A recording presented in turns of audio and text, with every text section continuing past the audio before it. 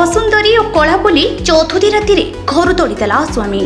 हाँ दर्शक बंधु, यह कौनसी चलचित्र किंबा यात्रार कहानी नुहे, यह हेउची वास्तव घटना। घटनाटी घटी कोदानगरी थाना अंचल। सूचनार प्रकाश केन्द्रापड़ा जिला कोदानगरी थाना चांचल ग्रामर ब्रजकिशोर दलाई बड़ पुओ सागर किशोर दलाई चलित वर्ष जून मास 6 तारिख में कटक जिला माहंगा थाना अंतर्गत भरतपड़ा ग्रामर सुरेन्द्र पात्र झील मानसी पात्र को वैदिक रीति विवाह करथिले। विवाह समय मानसी पिता सुरेन्द्र धार करज करी 1 लाख टंका यौतुक सह विभिन्न प्रकार सोना अलंकार और जानी यौतुक देथिले। एही विभागर उभय मानसी और सागर परिवार देखा चाह पर हिंदू घरर वैदिक रीति विवाहघर होइथिला। किंतु विवाहर चौथुती राति परे परे स्वामी सागर किशोर दलाई स्त्री मानसी पात्र को घृणा कले। मानसी रंग कला होइथिबारु स्वामी सागर को पसंद आसिला नहीं। स्वामी सागर किशोर दलाई नव विवाहित स्त्री मानसी पात्र को असुंदर और काली ता कला दर्शाई बारंबार निर्यातना देउथिले। शाशुघर परिवार लोके मध्य मानसी पात्र को माड़ मारिबा सह सबु समय शारीरिक और मानसिक निर्यातना देउथिले। तेबे 2 दिन तले स्वामी को प्ररोचन शाशुघर लोक नववधू मानसी पात्र को माड़ मारी घर बाहर करदेले। तेबे मानसी न्याय पाई कोदानगरी थाना रे पहुंची 4 पृष्ठार लिखित एक अभियोग करने सह ओडिशा ह्यूमन राइट्स कमिशन रे मध्य न्याय और अधिकार पाइबा पाई अभियोग करिसेंती। एथर देखिबा बाकी रहिला स्थानीय कोदानगरी पुलिस और ह्यूमन राइट्स मानसी पात्र को की प्रकार न्याय प्रदान करुछंती। मानसी पात्र स्वामी को ना सागर दळे कोड बाहाइतले केबे बाहाइतले चांचल रे केबे बाहा कराइतला 12 तारिख 2 मास हेलानी। कोन घटना हला घर के बाहर कर देले स्वामी सब बेले कहले असुंदरी घर बाहर जा कोन पई सब बेले तो कहले असुंदरी मो मन मु जाउनी बाहर जा।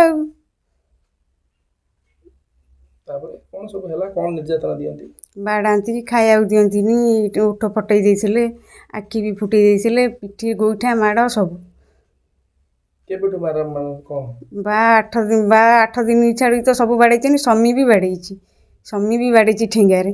ससुर भी ढेला फपाड़ी आ पीढ़ारे मुंड फटैया भी फटैछि। ये सब करछन खाया दियंतीनी। खाइछि मु पखाड़ा भातरे नंका नुण नगेई खाइछि। ये सब मते एंती हैरान करंती।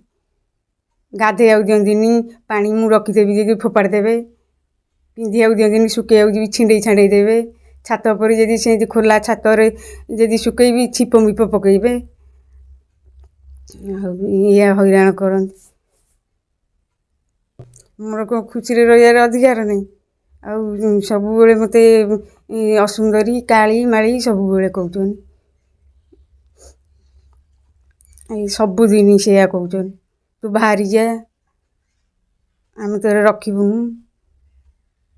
मोर को अधिकार नहीं। ये सब कहउछन।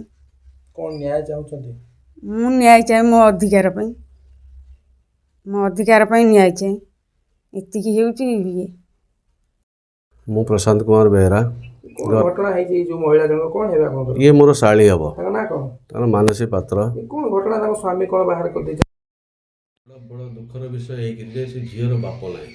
बाप न थाए कि समस्त मिसी के बाहर टे कले किशोर दळे पुत्र सागर किशोर दळे दिन परे ताकू वसुंधर कही कहले तू पागेली वसुंधर तू कला देखाउछु तेणु करी तू ए जगार पळे जा। तापर से मते खबर कले मु जाई पहुँचली मते जाई सीधा कहले तो ताकू झील को नहीं पळे जा। मुझे कौन पाई ना ना आम ताकू रखबुनि से हूँ असुंदर देखा कला आम आम पुओ अलग ये देखू कौटे। मुझे सेमती केमती हो अरेंज मैरेज होती समस्त सामने होपर गाँव लोक जाते निबंध बेले 30-35 लोक जाते बाघर भी 40 लोक तुम आसते से जगह झील देखा ना तुमको कला बेले से तुम मना करदेलानी घरे आसिक रखिक 6 दिन 7-8 दिन पर तुम एक कहूच एटा केमती हम से झी जीव रही क्या पाखे रम नहीं कौन करूँ तेणुक से जिन चिंता करने दरकार गोटे झील प्रति तुम ये अन्याय करुच असुंदर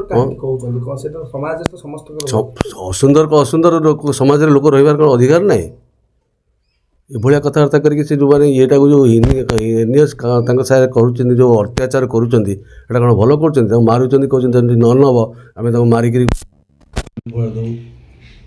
ଆଉ ସବୁ କ'ଣ ଏଇଟା ନିହାତି ସତ୍ୟ କଥା ସାମ୍ନାରେ କୁହାହେଇଛି। ଆଉ ସବୁ କ'ଣ କହୁଛନ୍ତି?